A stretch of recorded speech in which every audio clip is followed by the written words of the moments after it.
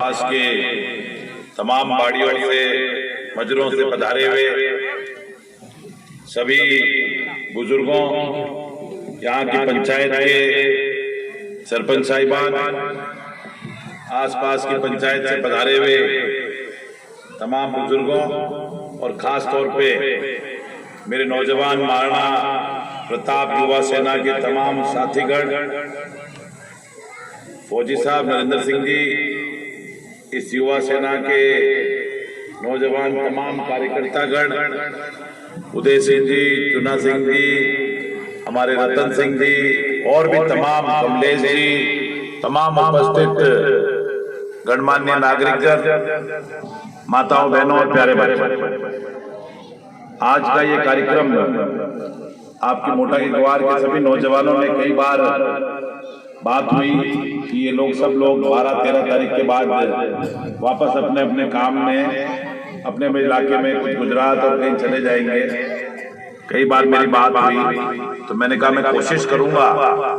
12 तारीख को हमारी रैली होने के कारण उसके पहले तो हम नहीं कर पाए, और आज 13 तारीख को नटराज का गुड़ा कैंप था, तो मैंने कहा आज निश्चित तौर पे आऊंगा।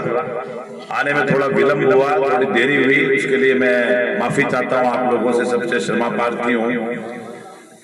हम लोग कई गांवों में, कई कार्यक्रमों में गए, पर आपके इस कार्यक्रम में जो आपके गांव के युवाओं का उत्साह और आप लोगों का उत्साह देखा, ऐसा मैंने बहुत कम जगह पे देखा है। इसके लिए मैं आप लोगों का बहुत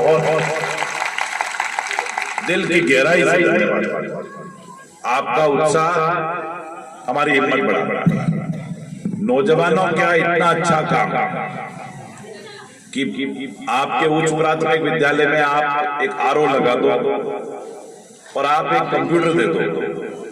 मेरे मन पे आपने एक बहुत बड़ी छाप छोड़ दी है, इतना अच्छा काम किया। आज अपने गांव के लिए, जिस मिट्टी से आप निकलते हो, जहां आप आगे बढ़ते हो, और उसके बाद में उसके लिए कुछ कर गुजरने की, उसके लिए कुछ करने की जो मन में इच्छा होती है। एक बार 5 मिनट आप रुके, सब सुन लेंगे। 5 मिनट गांव के अपने लोगों के लिए काम करने की जो तमन्ना है अपने लोगों को, वो ये झलक मेरे को इस गांव में आके देखने को मिली। तो पुरानी कहावत है कि घी में घी सब डालते हैं, तेल में घी कोई नहीं डालता। तो आप लोगों ने पहले घी डाला हुआ है, तो उसमें हम भी घी डालेंगे निश्चित तौर पे, कहीं कोई कमी नहीं रखेंगे आप लोगों के लिए किसी सूरत में।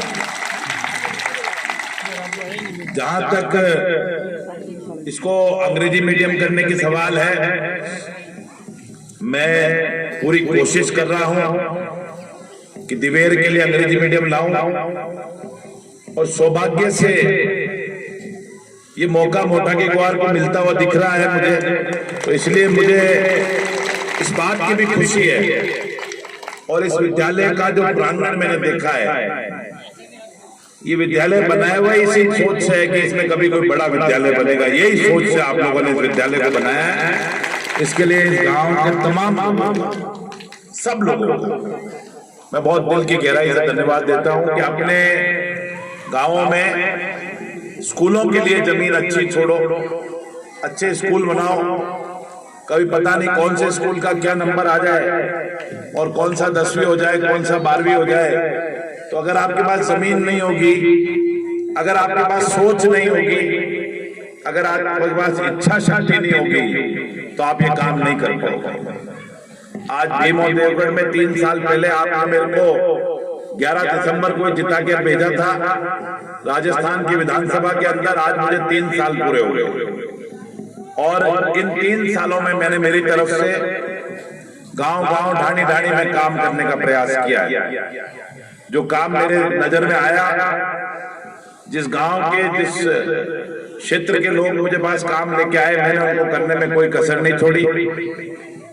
जो 3 सालों में काम हुआ, वो पिछले कई 15, 20, 25 साल में नहीं हुआ, और वो तमाम काम मैंने करने के प्रयास किए, चाहे सड़क के हों, चाहे स्कूल के हों, चाहे पानी के हों, चाहे तमाम। आज आपके बीच में भी आया हूं, तो मेरे मन में भी रहती है कि इस इलाके में क्या क्या समस्या है। मैं आया जब से लेकर के एक बात तो मुझे स्पष्ट हो गई कि आपके यहाँ पे पीने के पानी की भारी समस्या है। मैंने आते ही इस बात को पहचान लिया। जिस जगह जाते हैं हम लोग, उस जगह जाकर के अगर उस जगह की जनता की नब्ज नहीं समझ पाए हम लोग, तो ऐसे काम का कोई मतलब नहीं होता। मुझे मालूम है पीने का पानी आप लोगों के लिए, इस इलाके की महिलाओं के लिए बहुत बड़ी समस्या है। कई सालों से आप लोग इस समस्या से जूझ रहे हो और आपकी इसी समस्या के लिए मैंने जहां जहां मैं गया हूं, जहां जहां मेरी जानकारी में आया और जहां जहां पे मैं पहुंचा हूं और वहां के लोगों ने मुझे समय पे जो बात बताई, तो मैंने सब जगह घोषणा ही नहीं करी है। ये सरपंच साहब और आपके लोग गवाह है, खेड़ा जैसा के चुना सिंह जी बैठे हैं। जहां जहां पे मैंने पता लगा, मुझे अगले बार जब भी घोषणा हुई, अगले बार जब भी सैंक्शन हुई, तो उन गांवों का नाम भी पेयजल योजनाओं में था।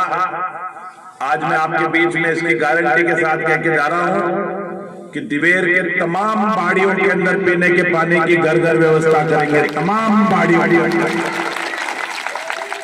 कोई एक बाड़ी के अंदर नहीं, सभी बाड़ियों। दिवेर शहर का काम हो गया, बड़े बड़े कस्बों के काम हो गए, चाहे छापड़ी हो, चाहे बागाना हो, चाहे बरजाल हो, चाहे दिवेर हो, चाहे काला कुमान हो। अब बारी इन बाड़ियों की है जहां पे दूर दूर में लोग रहते हैं। कोई ना कोई समाधान हमको करना पड़ेगा। सभी बाड़ियों के लिए पीएचडी के अधिकारियों से बात करके और एक योजना बनवाएंगे, कुआं, टंकी और पाइपलाइन लगा करके, ताकि आपके घर घर पानी पहुंचने की कोशिश करूंगा मेरी तरफ से। पर इन कुआं, टंकी और पाइपलाइन से भी आपका काम चलेगा नहीं। मेरी बात को आप ध्यान से सुनना। माताएं बहनें जो पानी के लिए परेशान है, वो इस बात को बहुत ध्यान से सुनना आपको कि कुआं, टंकी, पाइपलाइन से भी पार नहीं पड़ेगी। क्यों नहीं पड़ेगी?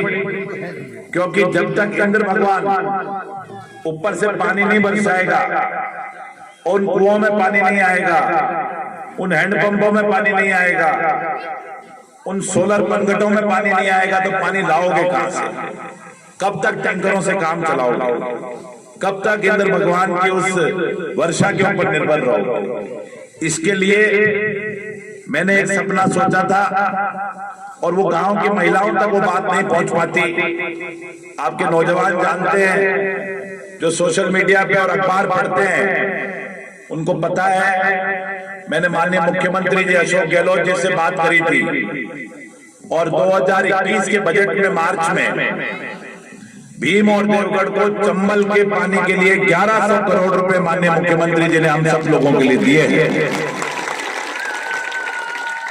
और असली समाधान माताओं बहनों को मैं कहना चाहता हूं, आपके लिए वाकई में समस्या है। मैं गांव गांव जाता हूं तो वो कहते हैं पता नहीं कब आएगा चंबल का पानी, पता नहीं कब पहुंचेगा चंबल का पानी। पर अब आपका पैसा स्वीकृत हो गया है। अगले 2.5 से 3 साल में बाड़िए बाड़िए में चंबल का पानी 3 साल के अंदर पहुंच जाएगा आप लोगों के घर घर पानी। थोड़ा संयम रखना पड़ेगा, पर उसके पहले चंबल का पानी आप तक पहुंचे, उसके पहले हम योजना बनाएंगे। चाहे कहीं पर भी पनघट की व्यवस्था करने पड़े, गांव गांव में बड़े आबादी वाले कस्बे हैं, उनमें चाहे टंकी, कुआं, पाइपलाइन डालनी पड़े, कोशिश मैं करूंगा, मेरी तरफ से भरसक प्रयास करूंगा कि जो काम 70 साल में नहीं हुआ हमारी माताओं बहनों के लिए, उसको करने के लिए आपके बेटे के तौर पे, आपके भाई के तौर पे मैं निश्चित तौर पे पूरा प्रयास करूंगा। और